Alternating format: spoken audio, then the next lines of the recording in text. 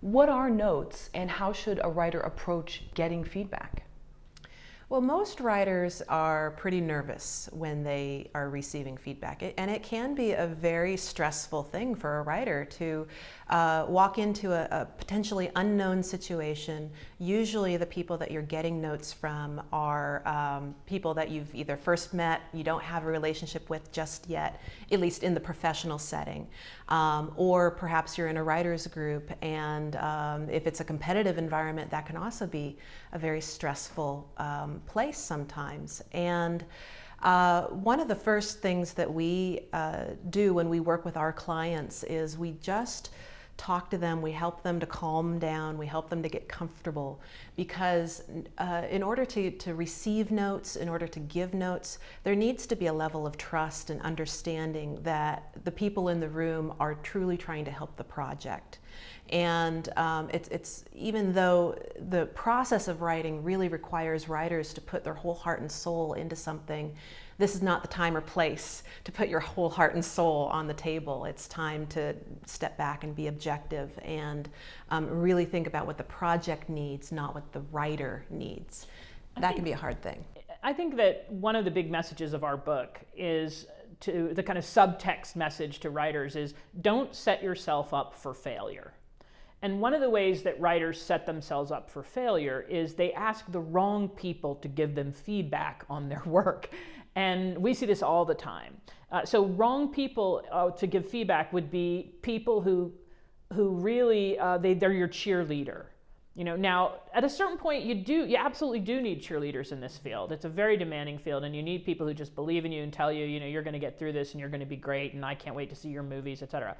But you don't give your mother your screenplay and say, you know, what do you think? Is it any good? Because chances are, unless she's mommy dearest, you know, she's going to say this is great, you know. And then people who know you too well, they read between the lines, you know, and it may not be on the page what they're reading. So one of the things is, you know, a writer absolutely needs feedback at a certain point, because you plateau in your skills. And the idea of putting your work in front of people who can really help you take it to the next level, take yourself to the next level as a writer and mature in your skills, realize, wow, this is, you know, I'm kind of on the verge here, but I'm just not getting into excellence in this skill. People who know the art form, who really have the ability to not only see what's wrong with something, but then even analyze and say why it's wrong. One of the things that we find in this industry is, sadly, and it's one of the reasons stuff gets worse as it goes through the development process, is that the people giving notes have very little command of the art form itself. And that's something that a writer needs to expect. You know, I've worked for a whole slew of producers who didn't know what I was talking about when I said inciting incident or the first turning point or the arc of transformation, you know, any of the kind of standard jargon that storytellers, screenwriters use. And I've had producers just look at me blank-faced and to say basically, you know, just make it so that everybody wants to see it and we make $10 million.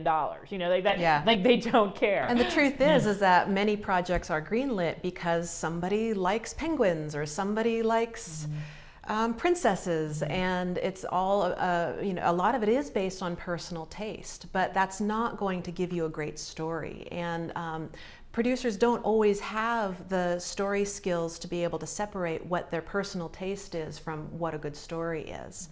And so that really falls on the writer trying to interpret what these notes are. And hopefully they have a strong, they have strong people around them to help them navigate that process. But it's the writer really has to be a very kind of like an adventurer, a seeker in the notes process. They can't take anything at face value. So I had a producer say to me not long ago, we're getting feedback that your script is a C script. And I've read a lot of scripts. My script isn't a C script. I knew it's not a C script. It's not perfect, but I knew it wasn't a C script. So then I started saying, well, what do you mean?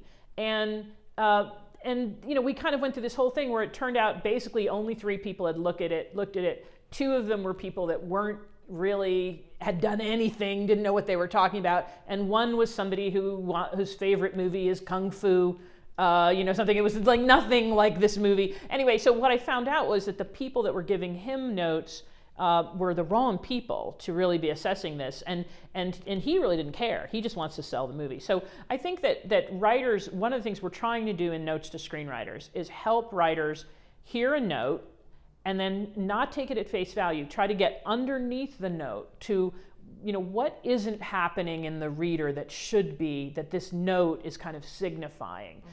So not to dismiss the notes, but also not to take them at face value.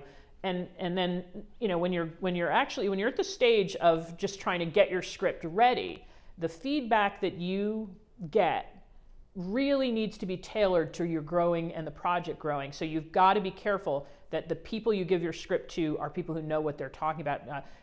Some medieval saint said once, a bad spiritual director is worse than none at all. And it's just true in screenwriting too. Bad notes are worse than none at all. They can really send you spinning. But if you are working with people who don't have a lot of experience giving notes, some of the best notes that somebody like that can give is something along the lines of, well, this is where I dropped out, or this is where I lost interest, or this is where I didn't understand. Notes like that can be really helpful for a trained writer because they can then go back and look at those areas and fix them based on that kind of response. The number one thing to get past your terror of notes is to get a lot of it. And we recommend every writer who's serious should be in a writing group.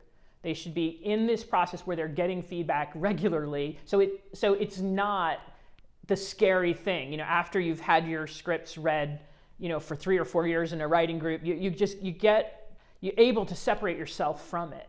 And so writers absolutely, they need feedback to grow. They've got to get used to feedback, and so they've just got to put themselves in an environment where they're getting good stuff. So being in a good writer group with other screenwriters who know the art form, who are also working on their skills, we think it's essential for a writer. And with that, mentoring is extremely important for somebody starting out to start to train their own ear in what kind of feedback is necessary and proper at different stages of the script.